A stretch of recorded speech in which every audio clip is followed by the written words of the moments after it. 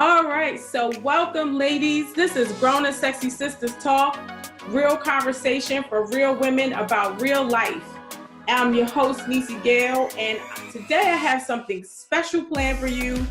This seminar today is going to be all about home buying and financing questions. I know a lot of you ladies have had some questions about your finances and different things that you can do to improve your life situation, whether it be buying a new home or getting the finances for a new home. So today I have two special guests on the line. I'm so excited to have these ladies, so blessed to have them on the line with us. They have years and years and years of experience in home buying and financing. And so I'm just going to introduce my guests. Today I have Diana Lindsay. And Diana is a loan officer. She has over 22 years of experience, which is amazing. She specializes in VA loans, and she also works closely with first-time home buyers. So, hi, Diana. You want to say hi to the crowd? Hello, everybody. And Gail, thanks so much for inviting me to join. I'm really excited. Thank you for taking the time out. I know you are super busy over there in the finance world, so I'm so happy that you were able to find the time to join us. My pleasure. All right. And I also have the amazing Sharvon Woodard on, and she is a licensed realtor and associate with Execuhome Realty. Now, she has been in real estate for over 20 years, which is amazing. These two ladies have over 40 years experience, so they should definitely be able to point us in the right direction. Now, Sharvon, she also specializes in first-time home buyers, which a lot of you may be, and she also works with move-up buyers. So we're going to learn a little bit more about exactly what that is going forward. But thank you, Sharvon. Thank you so much for joining me. I so appreciate you. Thank you for having me on the show, Nisey. Okay, awesome. So, ladies, this is your first time on one of my podcasts. So one of the things that I like to do, I'm a researcher. I like researching stuff, okay? So, Sharvon, I think I sent you this article a little while back, but let me just share the facts with the ladies. And that's why I feel like it's so important to have you guys on to talk to us about home ownership.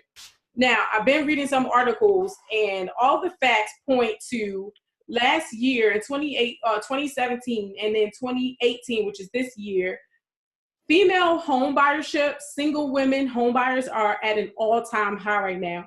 So according to the statistics, this year, about 19% of all home buyers, which is 1/5 of all home buyers in the United States, are single females. So these are numbers that we have never seen as a country. And so, obviously there's been a shift, towards women buying their own homes. Now, I personally, last year, I took the leap and I bought my own home too. And so when I saw the statistics and I realized that I was a part of the statistic, I started talking to my friend Sharvon about home ownership and just trying to see where this trend is going and how I can help my Grown Sexy Sisters. So we put together some questions to ask the ladies to take advantage of all their wealth of knowledge. And hopefully these questions will help you guys on your path to home ownership. Don't be afraid to do it. It's possible. You guys can do it. And I'm proof, and I have these ladies on here to help you figure it out. So, ladies, let's jump right on into the questions. Are you all set for the questions? Ready. Okay, awesome. So now, is it a good idea for women to buy a new home if she doesn't have a husband or a partner? What does that look like? Let me go first on that. And I just like to say that many of my clients are women without partners. And I think it's always a good idea depending on the person's comfort level. And if you are tired of renting and, you have some job stability and you know that the way to build wealth is through home ownership, then, go right ahead. Don't hesitate. That's the main thing. Don't hesitate. Make that call. Mm-hmm. I want to say that I feel that a woman doesn't necessarily have to have a spouse or partner to purchase a home as long as she is able to afford that mortgage on her own. I deal with a lot of first-time home buyers as well that are single, and they've jumped out and they've decided to do this thing, and they are still managing and owning their homes to this day. It is a good idea. It is good if you have someone that's, that's by your side, or that's a significant other, that's a spouse, a second income is always helpful when it comes to doing anything financially. But I don't think it's necessarily a must have. As I said before, I deal with many first time home buyers, especially women who have, decided to go ahead, and I've encouraged it. People can do anything that they want to do as long as that's where their heart is, and as long as they keep that goal in mind that this is what they want to do, and they just go for it. I'd also like to say that once they are approved and they get into their own home, it's really a confidence booster. They feel good about themselves, and it just opens the doors for a lot of other things as well in terms of confidence. Yeah, I like that. And I like a couple things that you ladies said. Now, I know that for me personally, I'm divorced. And so, after having to start completely over, after my divorce, and having to rent apartments and rent out places, and, like you said, Diana, about, people not wanting to pay the cost of rent. The rent was going so high, that I was like, wait a minute, I am dumping all of this money into renting. And now how can I be using this money for something that I have for myself? And not to mention the fact that, every time something broke down, you had to wait weeks for them to come fix it. I mean, it just was becoming a hassle. And I was like, you know what? Let me see what I can do on my own. And I like that you said that. And like you said, it makes you feel good to be able to have something that is your own. That is a big, big thing.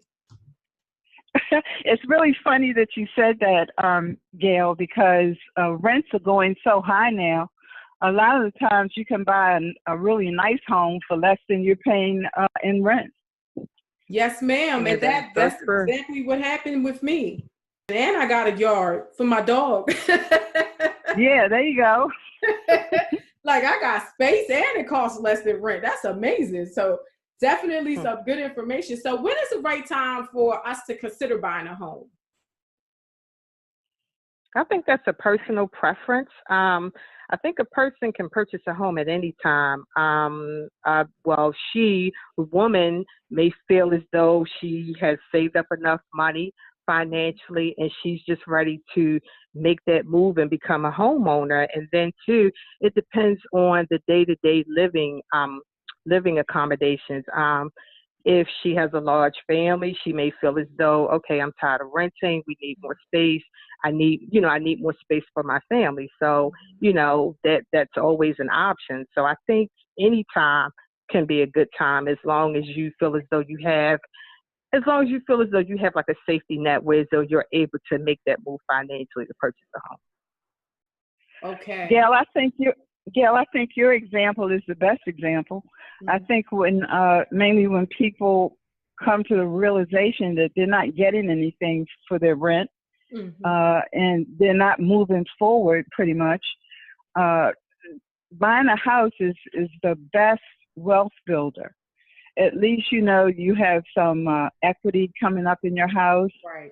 You have the tax write-offs. None of that you get with renting. So I think a person has to get tired of renting like you did, and that gives them a good point of reference to say, maybe I can buy, Yeah, absolutely. And I like that you mentioned that because, for me, I work, I have business that I run from home. So, I was looking for, let me find every single thing that I could do to try to get some write-offs or to do something to improve my situation because, a lot of times we'll be, just wishing and hoping and praying that, something can happen to improve our situation when there's a lot of things that we can be doing to do it ourselves, which is looking at, right. Like you said, building equity, having something that you can leave for your family, down the line and grandchildren and stuff like that, so that for me was really, really important to make sure that I was building a better financial future, not only for myself,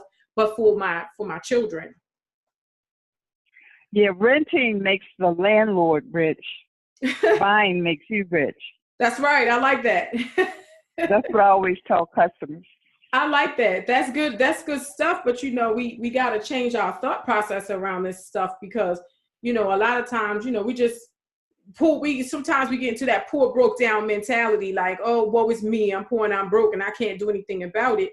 But, let's start this conversation so we can make the steps that we need to make to try to change our circumstances and our situation. And this is a big, big step. However, if you start with baby steps, then you can, move on the road. So that's really good information. Yeah, absolutely. I think some people just procrastinate, or they're not.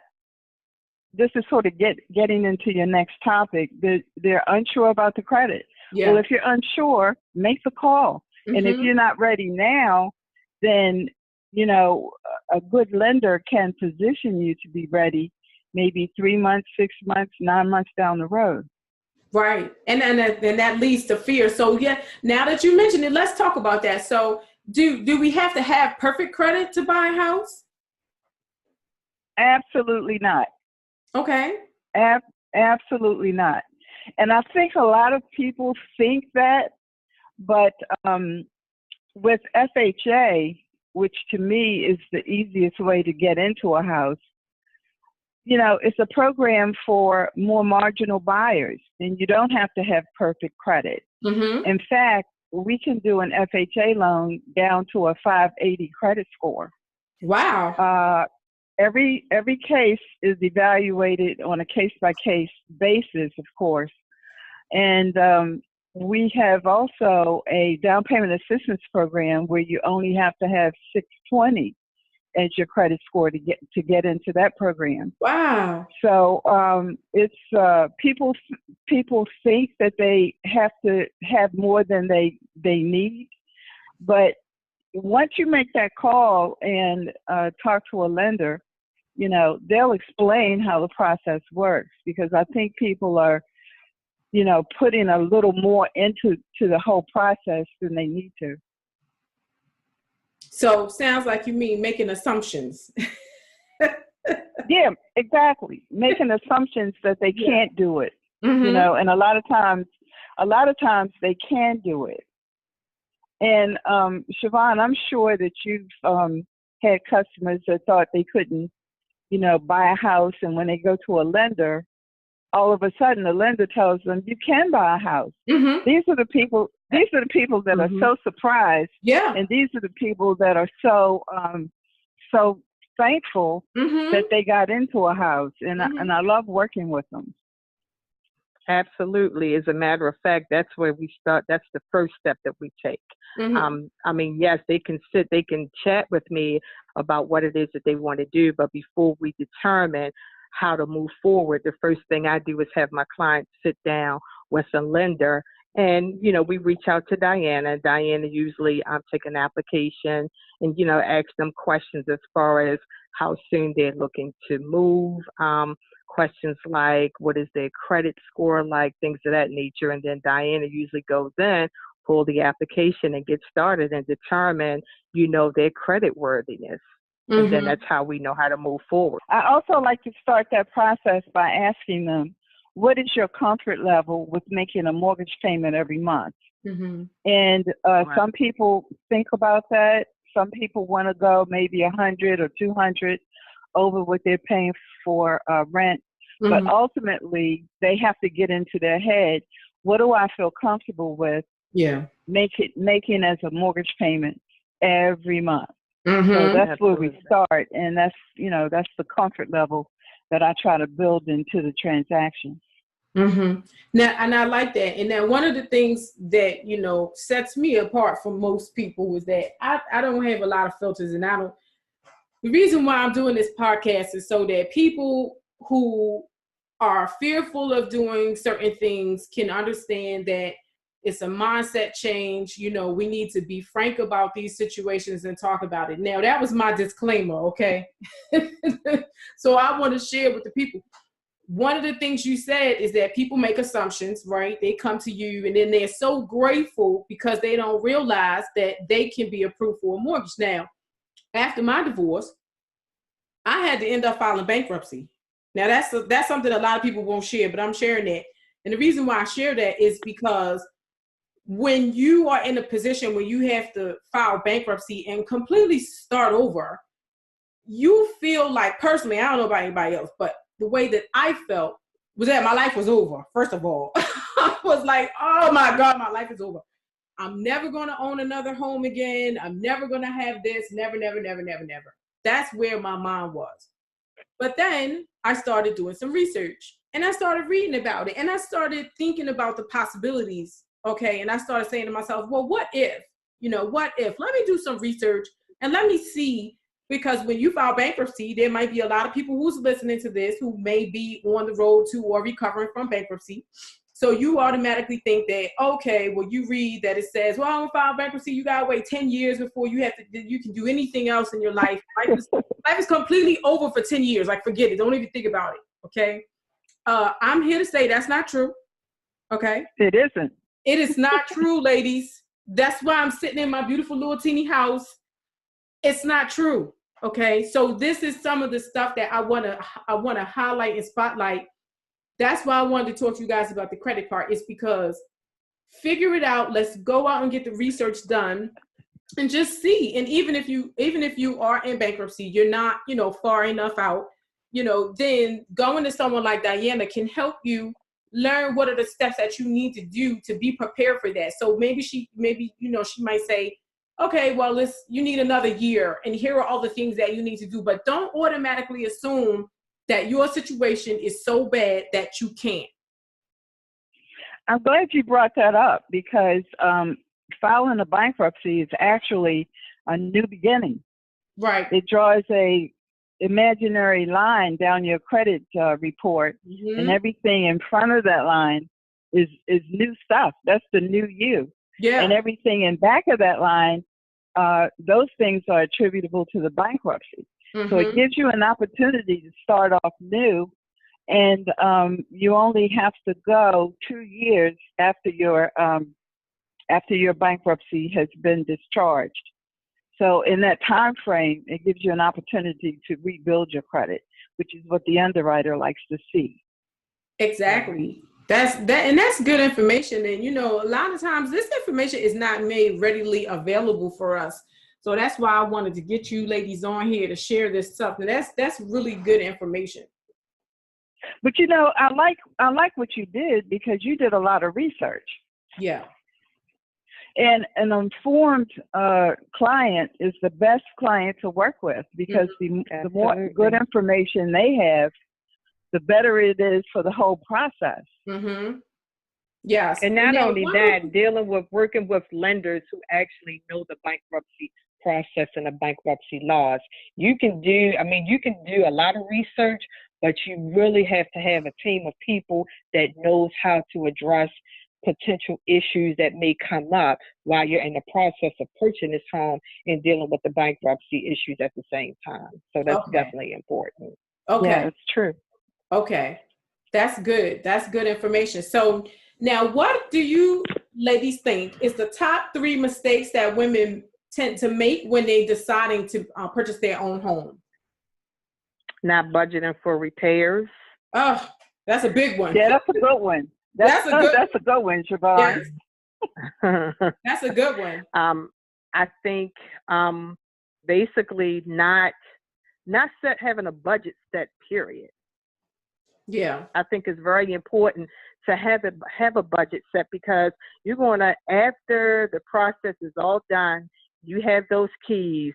There are going to be times, like, for example, we had the rain. We had this rain yesterday. Mm-hmm. We have some more rain today. It may be something where you have water leaking in your basement somewhere, where you need to have some type of reserve set aside just in case something incidental happens that needs to be addressed. So I think that's a major issue. Yeah. I definitely agree. I think that's, I do as well. I think that's the biggest issue, that people don't think ahead that way. But some of the things that I run into as well, when people come into the system, they already think that they should pay off certain things. And I think a good rule of thumb is not to pay off anything until you talk to your lender. Okay. Because, for example, medical collections, the underwriters usually don't, they don't give that a high priority. So you really don't have to pay off generally medical collections. Huh. I never knew that. So, yeah, people will pay those off. And I'm like, oh, no, they could use that money that they paid the collections off. They could use that to help them with, the other expenses of buying. Yeah, and then it's the procrastination about making the call. Mm-hmm.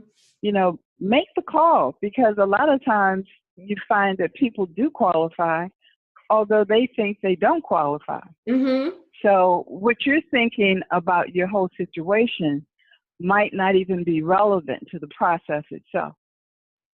Right. I think it's fear. It's fear. It's fear. It's issues that you knew you had in the past, and not wanting to own it, and just because it's not going to be as bad as you think it is, but you got to be willing to face it and own it. Right. This is what I did. This is a part of my past. How do I address these issues now so I can move forward and become the homeowner that I want to be? Exactly. Now, I love that. I absolutely love that, because, I'm a big supporter of positive thinking, and, just in my own life, how positive thinking has made such a shift for me.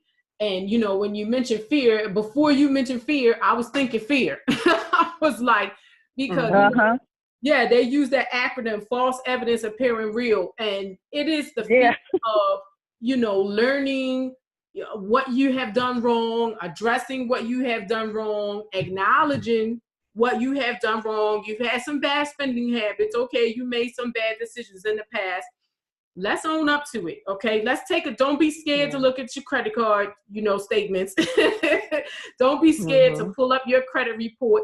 As a matter of fact, having some of these credit reporting services, like I personally subscribe to TransUnion, and every month, they give me an update on what's going on with my credit. So I know exactly what the situation is, because if you don't know, you don't know. And we're holding ourselves back from having a better future, because we are afraid to go get the information. Okay, we messed up. Everybody messes up. If you had to file bankruptcy, okay, it happened. Some people have to file bankruptcy several times in their lifetime, but that doesn't mean that your life is over. You've had some mistakes, and now you need to recover from them. That's exactly right. We all make mistakes and fall down, but it's how you get up and move forward that's important. Yes, I like it. Yes, that is good. Good information. All right. So now, do I have to have a certain amount of money available to buy my own home? I know you mentioned having some money on the side for the cost of repairs and stuff. Sharvon, you want to take that first? Well, I think, when you first start out once you have been, let's say, approved by Diana, whatever lender you decide to choose to work with. When going out to look for a home, when you find that home and you decide that you want to write a contract offer, you should have enough money for earnest money deposit. Okay. Usually that's the down payment, and usually the rule of thumb is anywhere between $500 to $1,000. There are instances where when you submit an offer where the seller may want you to put additional monies down. With that being said, that makes you look more so like a stronger candidate, and also like you're really serious about purchasing this home. So yes, you should have some money set aside to use that as a down payment, in addition to whatever type of funds that the lender is telling you that you need to have. I do know for the FHA loan, if I'm not mistaken, Diana, you can correct me if I'm wrong, it's like 3.5% that you should have of your own funds. Is that still the rule of thumb? Well, it is, but you can sort of get around that a little tiny bit. Right. True. Sharvon is right with the earnest money deposit. Okay. You also have to pay for your home inspection. How much is that run? 500. The home inspections, it depends on the company. I would say the home inspection, I would say will run anywhere between $175 and maybe $300. It really depends on the company that you're going to use to do the inspections, the home inspection, as well as sometimes you may have to have a termite or pest inspection done. Right. And that may be anywhere between $50 to $100. So now I know I had, because I just bought my house last year. Now I ended up paying, I think it was close to $500, but there was another test that he did. If you guys can help me out on this, it's a test where they leave the monitor in the house overnight and then they come back to check it. So was it a radon test? Radon testing. That's what it was. Yeah. Okay. Yes. Yeah. And if that's the case, then that is additional money because that's totally separate from an inspection. The home inspection is where the home inspector goes through, they inspect the entire property, and the purpose of that is to advise of potential problems that could occur down the line, or to give you an estimated or a life expectancy of how long they think the roof will last, how long it will be before maybe if it's an electrical problem that, you may need to have somebody address that within a year or two. So that's the whole purpose of the home inspection. However, when it comes to radon testing, mold testing, things like that, those are separate fees. And it depends on if there's a house that has a fireplace, then of course you are going to want to have a radon testing done. Okay.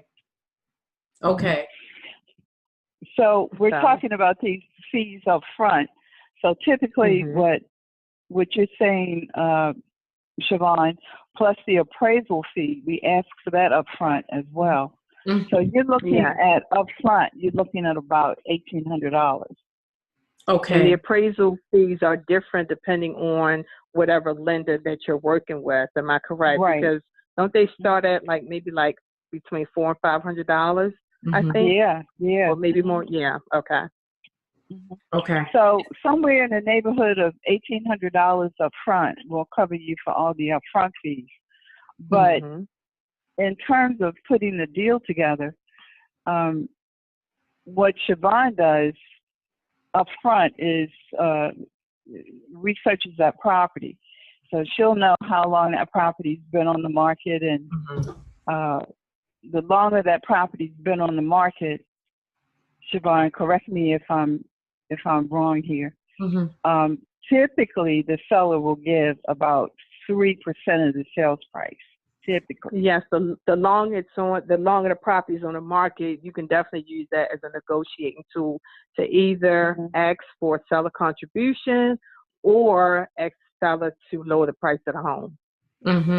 Now, most of the time, rather than lowering the price, the clients typically need that money to help them with cash to close.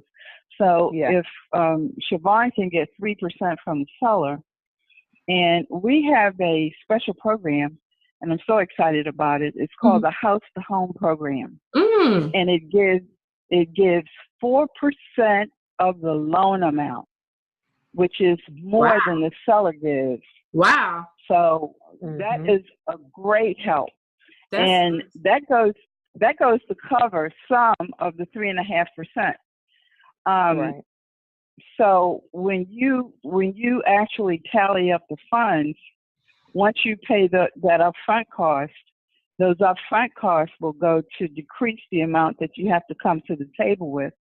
So you may be coming to the table with maybe about $3,000, $4,000, $5,000, depending on the sales price, because of that 4% program and the seller contribution of 3%. So that works out pretty well. That will really, really help clients get in without a whole lot of money. I think that that's another thing that goes with, not knowing, is because we make assumptions that we have to have, $50,000 saved in the bank, and you're like, oh my gosh, I don't have $50,000, but it isn't that much money up front. And so there are other ways that you can like Diana said, there's programs and stuff out there, and there's other things that you may be able to qualify for that will help you with these down payments. That's exactly right, and it makes it a lot easier. Mm-hmm. Yes, that's definitely good information. And now I wanted to know, we talked about the costs that are associated with buying a house. And one more thing, Sharvon, when you mentioned with the home inspection and what it does, it helps you be able to know, what things, need to be fixed. But another thing in my experience that when the home inspector, sent my report over, there were things that I wanted to have fixed, right? So he sent me over this, PDF with, I don't know, it was like 20 pages, and he had taken pictures and highlighted and marked off everything that he thought, needed to be fixed or whatever. And so with the seller, being that they were in a hurry to sell the house, they didn't want to have to fix anything else. So what that, in my particular situation, they did was, some of the things that I wanted to have fixed, if they didn't feel like bothering with it, then they gave me back money, to do that. So for example, if it was the garbage disposal, okay, well, I think a new garbage disposal might be, I don't know, $200. I don't have time to fix it. I want to sell this house. So I'm going to give you $200 back at closing, to be able to fix that. So that's another good thing, that we should know, as far as you mentioned looking at the roof. And because for me, my roof right now needs to be replaced. And that was something that, I wish I had have addressed with the seller in the beginning, which, now it's too late. But this is information that you guys are giving us that's good stuff, because these are things that we can bring up at the table and possibly have it addressed then and get the money out front that we need to get this stuff done. Well, actually, it should be addressed before you get to the table. Before, yeah. Because you want to know, you want to know that it's going to be taken care of before you even get to the table. Because what will happen is the seller will agree to sign an addendum stating that they're going to give you X amount of funds in order to address and have these repairs fixed. So instead of waiting until you get to the table, because there's always a possibility that it may not be addressed, and everybody just may walk. And then you have a lot of people who's going to be upset and disappointed and so forth. So if there's issues like that, those issues should be addressed between the buyer's agent, the buyers, the listing agent, and the seller. So all of that should be addressed, and everybody should be able to agree to the terms prior to going to settlement. Okay, and I just want to put out there for any of my ladies who are listening, who are first-time home buyers, when we say before we get to the table, that just basically means the settlement table. So when you get through this whole process and the kind of back and forth, there's going to be that day you're going to have to go sign that big old stack of papers. And that's settlement day. And so when we say at the table, we're talking about on settlement day, because you got one person sitting on one side of this big table, or you sitting on the other big side, on the side of the table. You got all these people in this room signing your life away. So that's what we mean when we say at the table. I just wanted to, because some of the ladies might not, have had the opportunity to buy a home yet, so they may not have known what that is. Right. All right, ladies, you guys are so amazing. Another thing I wanted to say about this particular area as well is a home warranty might be a good thing for the buyer. Yes. Definitely. Yes. And that's definitely money well spent, very well spent. Mm-hmm. Oh yeah, I've had to use mine a couple times. I'm still within my first year, and I've had to use it a couple times. And as a single, woman buying a house, that gave me, which my seller included that. My agent requested that from the seller, and he included it. And so for me, I was going to suggest that. Definitely. Yeah, for sure. And that gave me, because I was single and buying this house by myself, it gave me an extra little feeling of confidence that comfort. Right, exactly. Like, all right, if something goes wrong, I have this list of things that's covered under the warranty. And with the home warranty, there's a list of things that they cover, which is pretty much the big stuff, like your water heater or something electrical, or it covers a lot of stuff. It even covers appliances, which I didn't even know beforehand. And I just have to pay the deductible. So with mine, I pay $100. I call them. My dryer head went out. I didn't know what was going on with the dryer not that long ago, a couple months ago. And I just called them and they came out and they fixed it. It cost me $100, you know, for them, the deductible, because it's just like, you know, having insurance. But they came out and they fixed it. And you know how I might have had to get a brand new dryer. They had to replace some parts and blah, blah, Yeah, blah. and you'd be paying more than $100. Yes, ma'am. Yes, ma'am. So thank you for bringing that up, because it's really important to have that home warranty included. See if you guys can get, you know, the seller to include that, because it really has been a benefit for me. All right. So now let's move on to the next question. And so okay, let's skip through a couple. So where do we begin? If I have a lady on here and she's like, yes, I am ready. I want to go see if I qualify to buy myself a house. Where should she begin? Well, she should start with me first. Okay. Because I will evaluate her whole situation. I'll take the mortgage application like Sharvon suggested, and I'll go through that whole process. I'll pull a credit, and one of the things that we look for too are the ratios. Mm-hmm. And basically, once I get her pre-approved, then I can give Sharvon a pre-approval letter saying that I've looked at the credit, I've looked at the income, and you know, everything is in line for her to buy a house priced at whatever it is we come up with based on a comfort level. So if we can get that far, now if we can't get that far and she has some credit issues, or she's filed bankruptcy, she's almost out of the 2-year period, then I can still pull her credit and give her some information as to what she needs to do if she's motivated. Okay. So a lot of times just point them in a good direction, so that if she can't do it now, maybe 5 months from now, she'll be able to move forward. Right. Okay. And I like that, because, you know, it's all about baby steps. And I think, you know, for me, I can't speak for everybody, but I used to think in terms of, you know, everything is, I got to do it now. It's big. I got to do it now. And if I can't do it now, it can't be done. But, you know, it's about baby steps. You know, these are the things that you want for yourself. You want to improve your situation, your circumstances. You want to leave a legacy for your children, and you want to be able to be financially responsible, build your portfolio, have something that you can build equity in. But it could be baby steps. And so, you know, even if you can't do it today, you know, if you go to Miss Diane and she says, okay, sister, you got some things you need to work on. When I was approved for my mortgage, okay, I had these people sending me all these little things. You're approved, you're approved, you're approved. You can get this, you can get that. So when I called in, you know, based on my income, blah, blah, blah, oh yeah, you're approved for, you can get a house that's $400,000. And I was like, wow. What? I can get a house that's $400,000. I mean, now, depending on where you guys, you know, are listening from, if you're in the state of Maryland, okay, $400,000 will get you a nice, big single family, 2-car garage, you know, whatever, depending on where you live at, right? However, okay, let's put the however in there. You guys can't see my face because you're not on the video, but I'm giving them the however face, okay?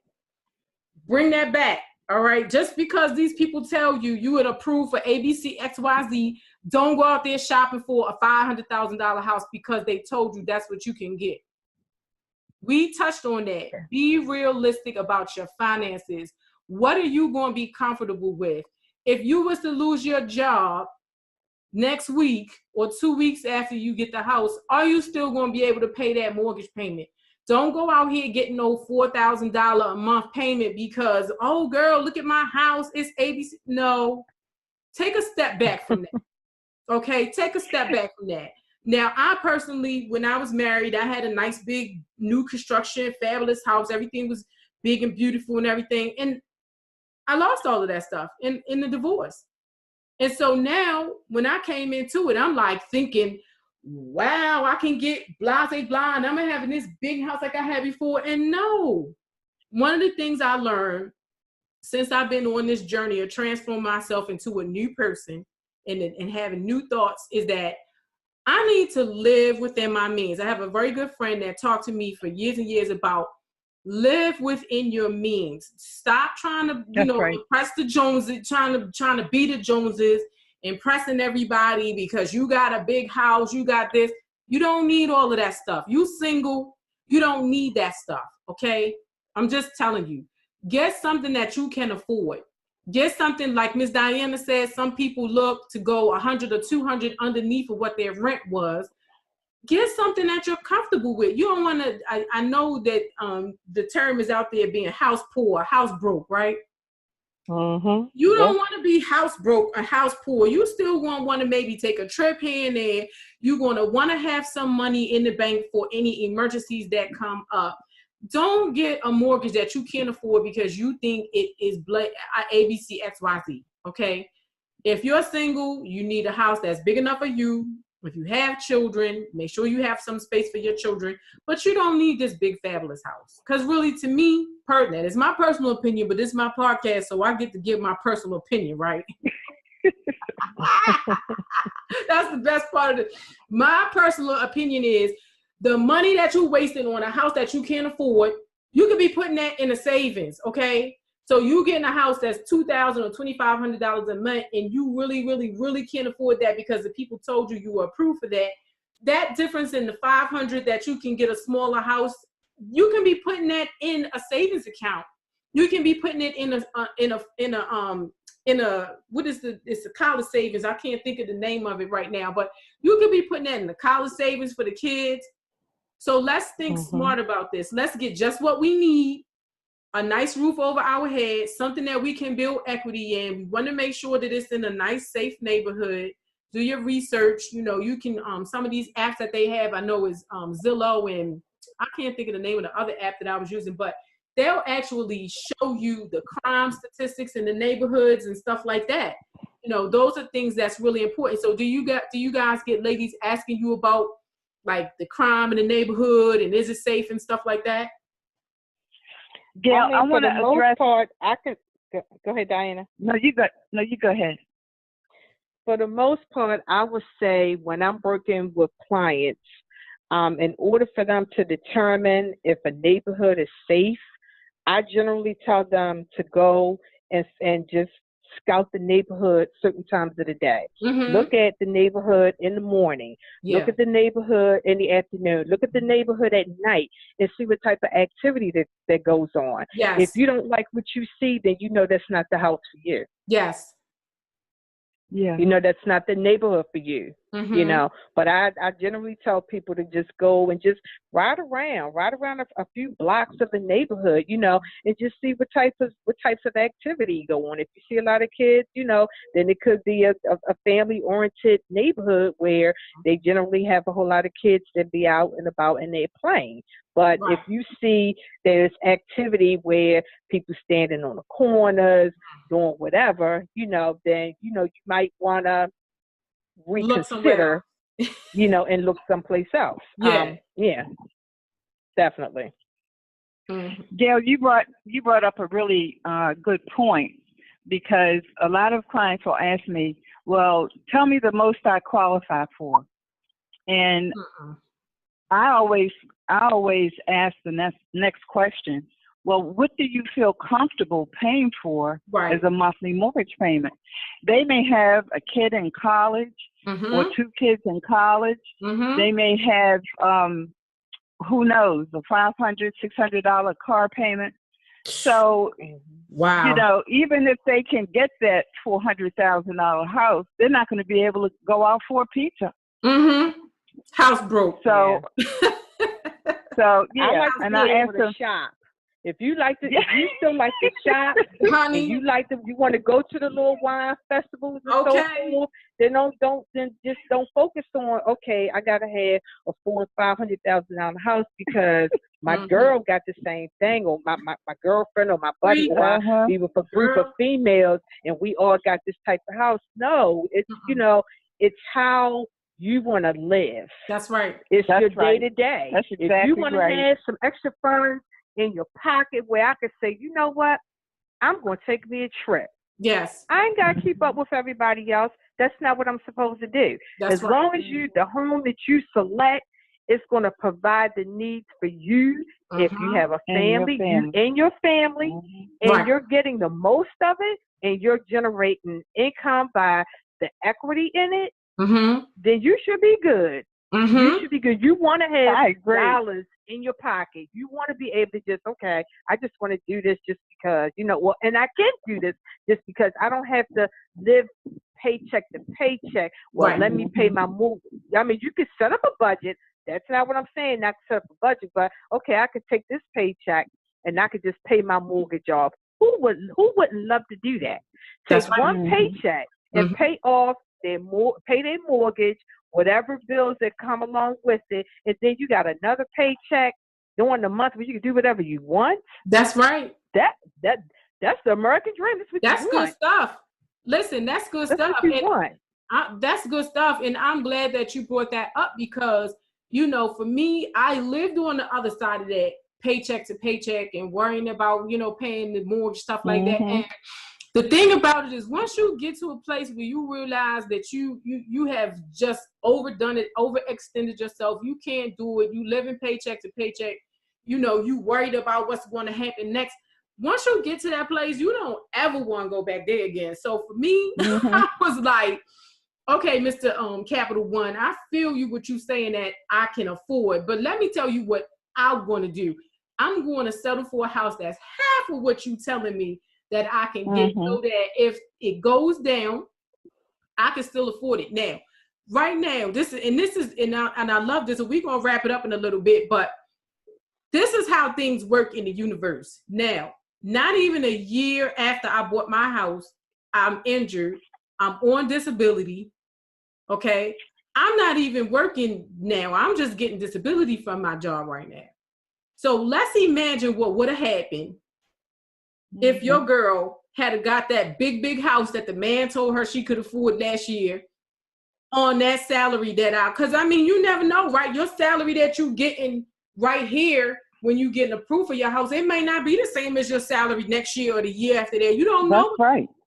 This is a long-term investment, right? So you're not thinking about what's happening today. You're thinking about, okay, what could potentially happen? Because now, because I had, okay, let me get a smaller house, let me get something I can afford, then I'm still able to pay my bills comfortably, and I'm getting disability, which is only a portion of what my original salary was. But see, a lot of people not thinking that way, and that's why it's good that we are here to have these conversations and talk to ladies about, this is the thought process. Let's start thinking like this. Let's be smart about our finances. Let's be smart about our investments. And let's set it up where we don't have to worry about living paycheck to paycheck. Like you said, we can go to the mall. Look, we can have crab night. We can get some crabs. Go on a trip. We can go on a trip. We can go to the wine festival and buy some bottles of wine without no problem.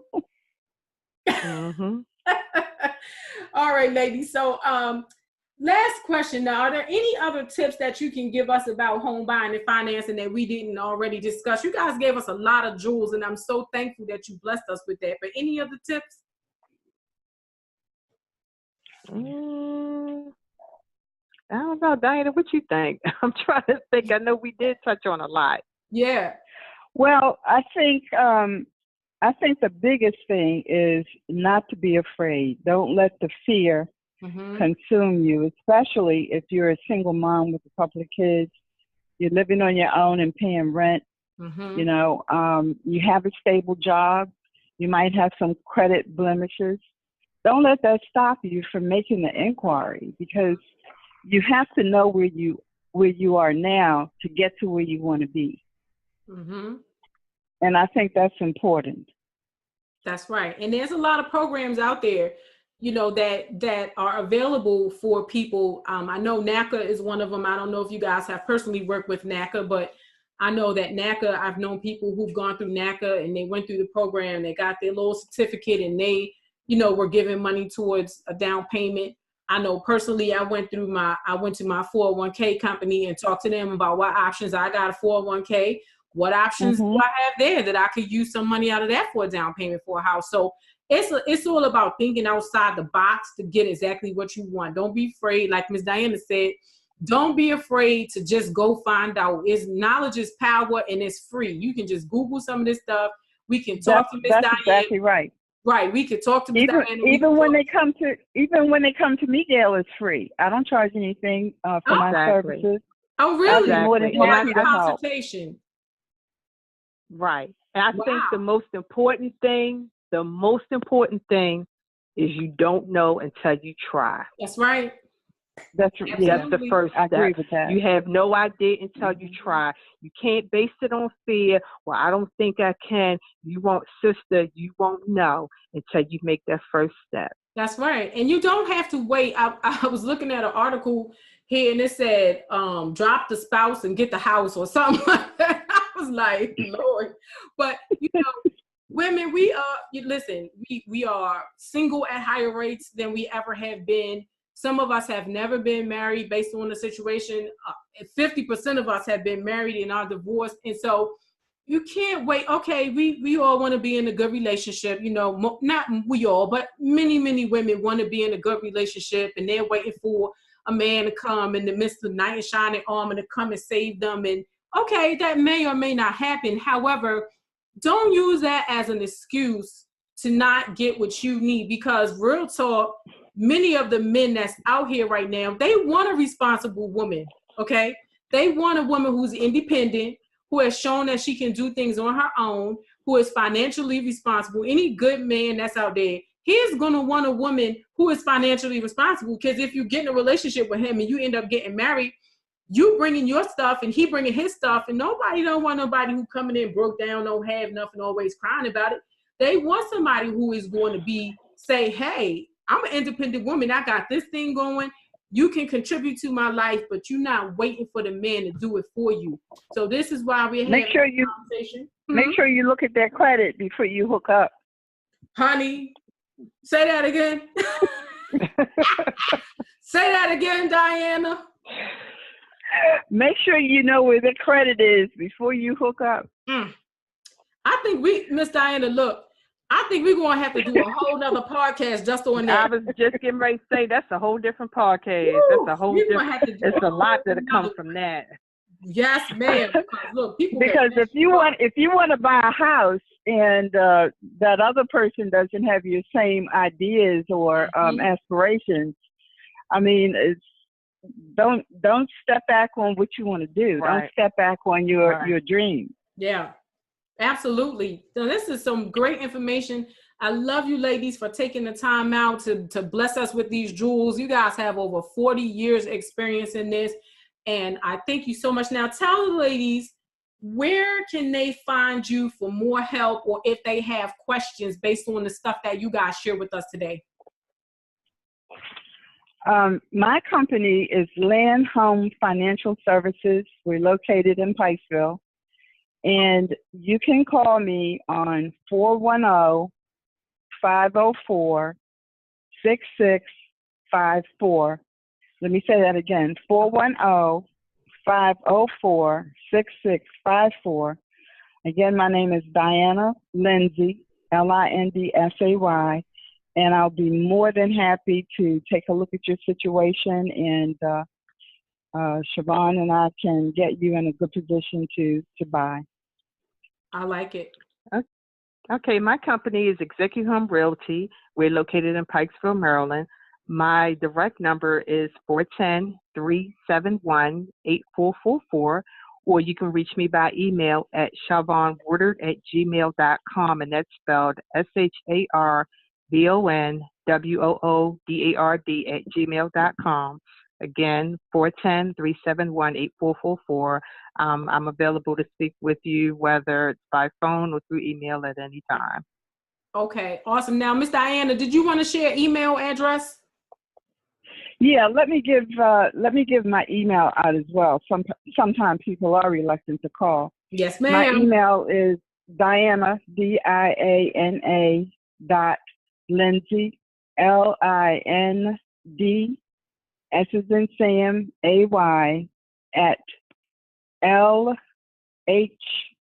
F as in Francis, S as in say.com. Okay, awesome. So thank you so much. And like I said, I really, really appreciate that you ladies took the time out to jump on here and to just give us these jewels, because, we're Grown Sexy Sistahs Talk. We just want to make sure that women have the knowledge that they have to live their best lives now. And if it's not something they can do now, we can start them down the road to a year from now or a couple months from now. They can live out their dreams. And so thank you so much for sharing all your knowledge. And I'll be talking soon. Look, we may have to get another podcast on there about making sure this man got his credit together too. So Gail, thank you so much for the invitation. It's been a lot of fun. Yeah, thank you so much. All right, ladies. Well, you have a blessed Sunday, and we'll speak soon. Thank you. You too. Thank you. All righty. Bye. Bye, everyone.